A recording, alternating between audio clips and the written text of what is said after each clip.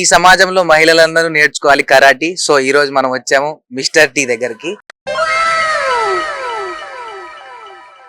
So ఎందుకు అన్న mister tea అని అన్నారు అంటే అంటే టీలో కూడా ఇన్ని జెండర్స్ ఉంటాయని నాకు ఈ రోజే తెలిసింది.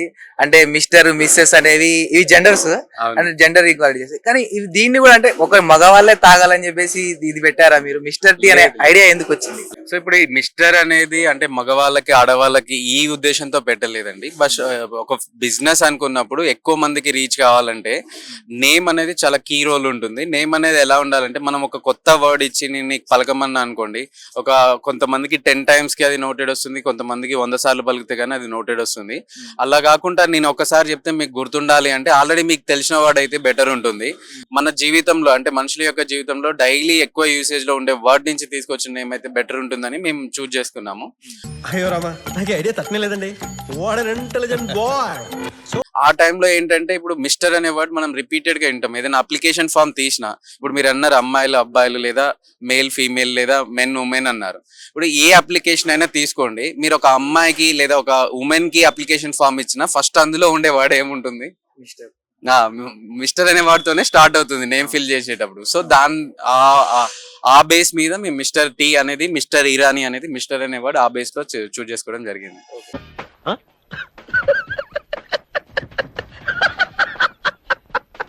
ఫస్ట్ గా అంటే ఈ ఒక ఏజ్ వచ్చిన తర్వాత మనం బీటెక్ అది కంప్లీట్ అయిన తర్వాత ఒక డిగ్రీ కంప్లీట్ అయిన తర్వాత అంటే ఎయిదర్ సాఫ్ట్వేర్ వెళ్తారు, ఎయిదర్ గవర్నమెంట్ ఫీల్డ్ కి వెళ్తారు, లేకపోతే బిజినెస్ చాలా రేరు.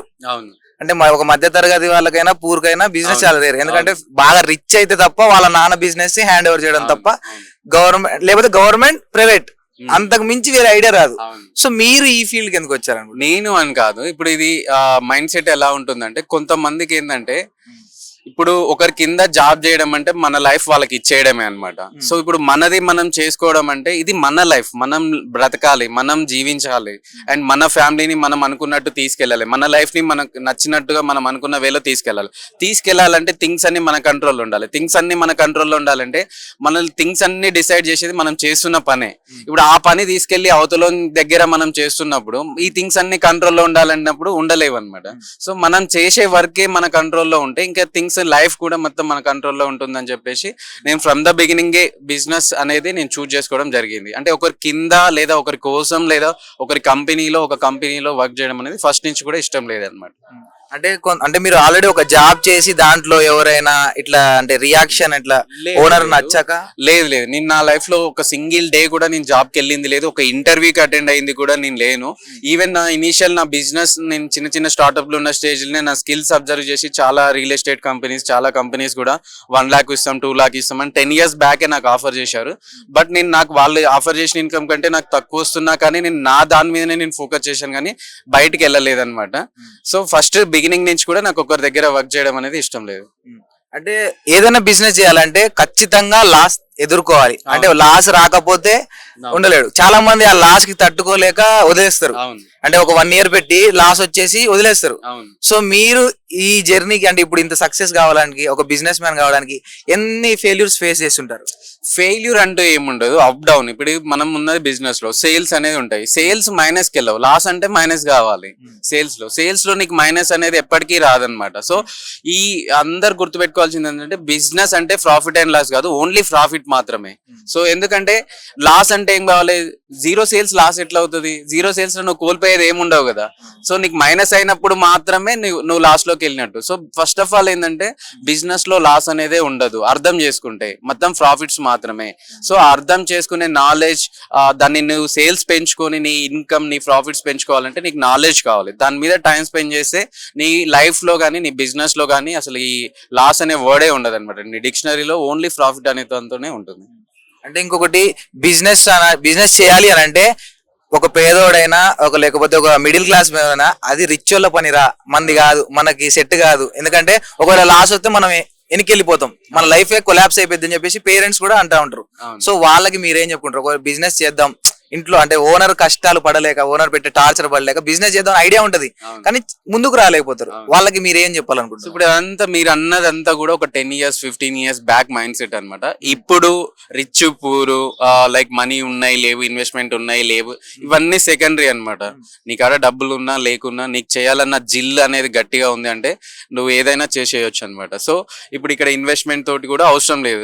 నీకు కరెక్ట్ నాలెడ్జ్ ఇక్కడ నేను బిలీవ్ చేసేది ఏంటంటే ఇక్కడ బిజినెస్ చేయడానికి ఇప్పుడున్న సొసైటీలో ఇప్పుడున్న మార్కెట్ లో బిజినెస్ చేయడానికి కావాల్సిన 2 ఇన్వెస్ట్మెంట్స్ ఏంటంటే ఒకటి టైం, 2 నాలెడ్జ్ అనమాట. నీ కాడ నువ్వు ప్రాపర్ టైం నువ్వు తీయగలిగి అండ్ ప్రాపర్ నాలెడ్జ్ కనుక నువ్వు గెయిన్ అయితే మాత్రం నీకు ఎలాంటి ఇన్వెస్ట్మెంట్ లేకుండా కూడా ఇప్పుడున్న మార్కెట్ లో you can create hundreds of sources, hundreds of opportunities. అంటే ఈ మిస్టర్ టీ ఇది పెట్టడానికి మొత్తం ఇది ఒక సంస్థ పెట్టడానికి Yeah. మీకు ఎన్ని అంటే ఛాలెంజెస్ ఫేస్ చేయాల్సి వచ్చింది? లాట్ చాలా ఉంటాయి. టేస్ట్ కాంచి, బ్రాండ్ నేమ్ కాంచి, లోగోస్ కాంచి, ఎవ్రీథింగ్ అన్నమాట. మేము ఇయర్స్ తీసుకున్నాం. అంటే ఇప్పుడు ఎలా ఉంటుందంటే స్టార్ట్ అయిన తర్వాత ఎక్స్పీరియన్స్ కంటే స్టార్ట్ అవ్వక ముందుకు దాని మీద టైం స్పెండ్ చేస్తే బెటర్గా ఉంటుంది. ఇప్పుడు నేను మిస్టర్ టీని స్టార్ట్ చేయడానికి ముందుగా 2.5 years నా టైం స్పెండ్ చేశాను. నా నాలెడ్జ్ నేను తిరిగాను, గెయిన్ అయ్యాను. ఏది ఎలా పెట్టాలి, లోగో ఎలా పెట్టాలి, నేమ్ ఎలా పెట్టాలి, టేస్ట్ ఎలా తీసుకురావాలి, చెఫ్ ఎలా ఉంచాలి, ఇదంతా ఒక 2 years నేను టైం నా నాలెడ్జ్ ఇన్వెస్ట్ చేసిన కాబట్టి నేను ఎప్పుడైతే మిస్టర్ టీ స్టార్ట్ చేశానో సెకండ్ డే నుంచి నాకు సక్సెస్ అనేది స్టార్ట్ అయింది. అంటే బిజినెస్ అనగానే అంటే జాబ్ మానేసి ఏదో ఒక జాబ్ చేయాలనుకున్నప్పుడు బిజినెస్ పెట్టుకోవాలన్నప్పుడు అందరికీ టీ మీద ఐడియా వస్తుంది. కానీ టీ అంటే ఏంది, సింపుల్ గా ఒక చాయ్ షాప్ పెట్టుకొని అంటే ఒక 1 lakh 2 lakh అట్లా పెట్టేసుకొని ఇంత హవా ఉండదు. అంటే ఇంత సెట్టింగ్, ఆ చైర్స్, ఆ కప్స్, ఇంత పెట్టాలి అని ఎందుకు అనిపించింది? ప్యాషన్ అండి. అంటే నేను ఇంత పెద్దగా ఏం ఎంటర్ అవ్వలేదు. ఫస్ట్ మా అవుట్లెట్స్ కూడా చిన్నగానే ఉండే. నాకు ఈ ఇండస్ట్రీ మీద అండ్ ఈ బిజినెస్ ఈ నేచర్ మీద నాకున్న పెరుగుతున్న ఇంట్రెస్ట్ తోటి నాకు కొన్ని థాట్స్ డెవలప్ అయ్యి ఆ థాట్స్ ప్రకారం ఇలా పెద్దగా ఎస్టాబ్లిష్ చేయడం జరిగింది. చిన్నగా స్టార్ట్ అయిందని ఇలా పెద్దగా తీసుకురావడం జరిగింది. ఓకే, అయితే ఫస్ట్ స్టార్టింగ్ బిజినెస్ ఐడియా వచ్చింది కదా, సో ఏది చేయాలి అని అంటే ఫ్రెండ్స్ సజెషన్ ఇస్తారు. ఒక టీ చెప్పుంటారు, ఒకరు ఫస్ట్ ఫ్రెండ్ సజెషన్ తీసుకోకూడదు. నేను తీసుకోలేదు, అందరికి నేను చెప్పేది కూడా అదే అన్నమాట. మీరు ఏదైనా బిజినెస్ స్టార్ట్ చేయాలనుకుంటే మీరు దాని మీద టైం స్పెండ్ చేయండి, మీరు దాని మీద వర్కౌట్ చేయండి. మీరు 1కి 100 సార్లు అన్ని చూసి స్టడీ చేసుకున్న తర్వాత మీకు ఓకే అనుకుంటే మీరు స్టార్ట్ చేయండి. అంతేగాని ఫ్రెండ్స్ ఏ బిజినెస్ చెప్తారు లేదా ఫ్రెండ్స్ ఏం సజెషన్ చెప్తారు, ఫ్రెండ్స్ కానీ ఫ్యామిలీ కానీ ఫ్రెండ్స్ కానీ బ్రదర్స్ కానీ సిస్టర్స్ కానీ అసలు ఎవరిది పట్టించుకోవద్దు. మీరు ఎవరిదన్నా సెకండ్ పర్సన్ దగ్గరికి వెళ్తున్నారంటే మీకు అంటే ఒకవేళ అందులో మీకు సక్సెస్ వచ్చినా మీదంటూ గ్రేట్నెస్ ఉండదు అనమాట. సో ఇప్పుడు మీ ఓన్ గా ఉన్నారనుకోండి, సక్సెస్ అయినా ఫెయిల్ అయినా మీదే ఉంటుంది. సో ఒకసారి సక్సెస్ వచ్చింది అనుకోండి, ఆ క్రెడిట్ అంతా మీకు వస్తుంది. ఫెయిల్ వచ్చింది అనుకోండి, మంచి ఎక్స్పీరియన్స్ వస్తుంది అండ్ ఇంకా కసి పెరుగుతుంది. ఒకసారి ఫెయిల్ అయితే ఏమవుతుంది, అరే నాకు ఇది పోయింది, నేను ఇది ఫెయిల్ అయినా ఇప్పుడు నేను చూయించుకోవాలన్న కసి పెరుగుతుంది అండ్ ఇంకా నెక్స్ట్ ఇంకొంచెం పెద్దగా చేయగలుగుతాం, పెద్దగా ప్రూవ్ చేసుకోవాలన్న చేయగలుగుతాం. అంటే మీరు స్టార్టింగ్ లో ఇక్కడ ఉన్నప్పుడు అంటే ఈ మిస్టర్ టీ ఐడియా రానప్పుడు ఈ మధ్యలో ఎక్కడైనా డబ్బులు పెట్టి లాస్ అయిన మూమెంట్స్ ఏమైనా ఉన్నాయా? లాస్ అవ్వలేదు కానీ బిజినెస్ పెట్టాను, పెడుతూ ఉన్నాను. లాస్ అనేది నా లైఫ్ లో లేదు, బట్ స్ట్రక్ అవ్వడం ఉంది. ఇప్పుడు ఒకసారి ఇప్పుడు ఒక ఫ్లో ట్రాన్సాక్షన్స్ అవ్వాలి, మనం మనీ పెడతాము. సమ్ టైమ్స్ ట్రాన్సాక్షన్స్ ఆగి బిజినెస్ రొటేషన్ ఆగిన డేస్ ఉన్నాయి తప్ప నేను లాస్ ఫేస్ చేసిన డేస్ లేవు.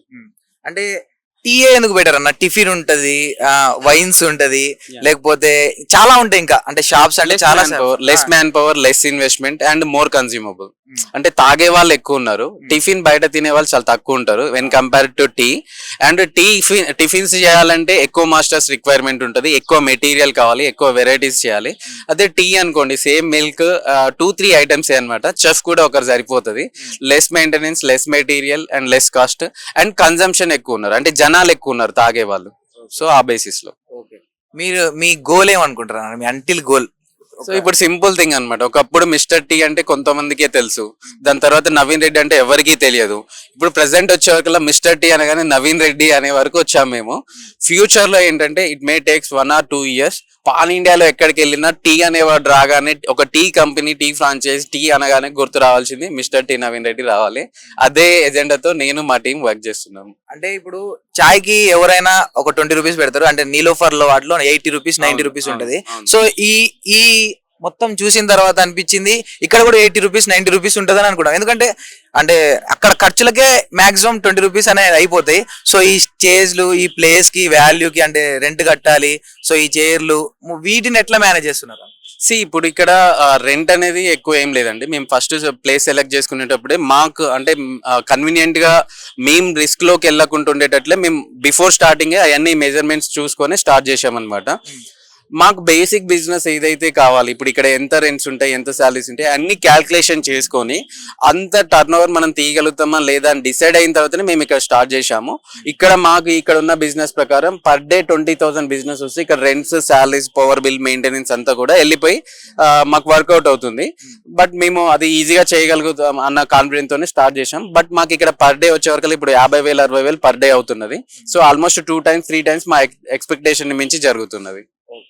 యాక్చువల్ గా నేను జాతకం చెప్తా, సో ఒక్కసారి మీ జాతకం కూడా చెప్తాం అనుకుంటున్నా. ఈ లెఫ్ట్ హ్యాండ్ సో మీకు డబ్బు అది చాలా బాగుంది, అంటే మనీ పరంగా మీరు సక్సెస్ ఉన్నారు, ఆయుష్ కూడా బాగానే ఉంది.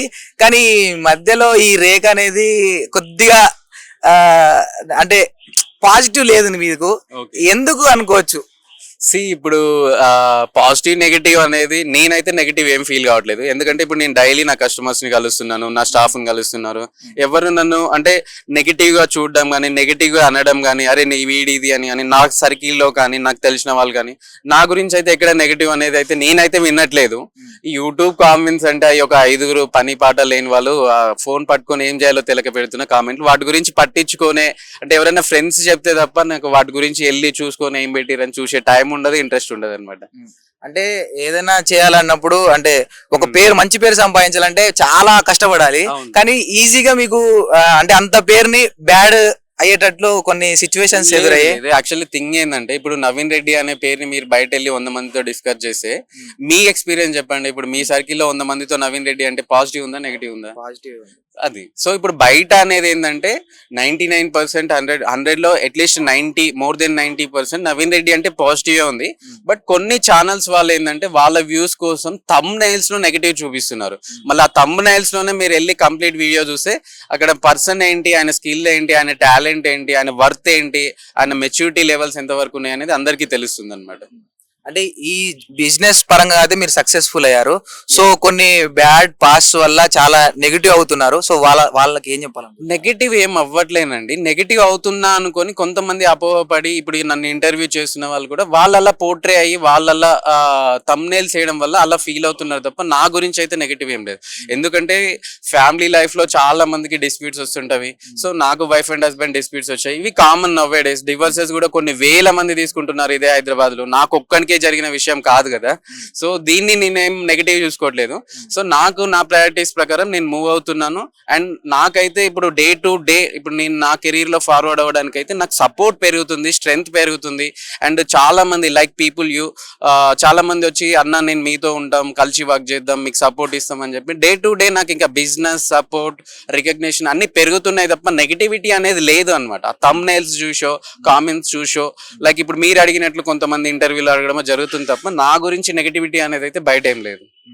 సో ఫ్యూచర్ లో మరి మ్యారేజ్ చేసుకునే ప్రెసెంట్ అయితే లేదు, ఆ థాట్ లేదు. ఎందుకంటే నాకు ప్రొఫెషనల్ గా చాలా గోల్స్, చాలా టార్గెట్స్ ఉన్నాయన్నమాట. ప్రెసెంట్ అయితే కంప్లీట్ గా నేను నా కెరీర్ మీదనే ఫోకస్ చేస్తున్నాను. ఓన్లీ కెరీర్ మీదనే ఉన్నది ప్రెసెంట్ మైండ్ సెట్.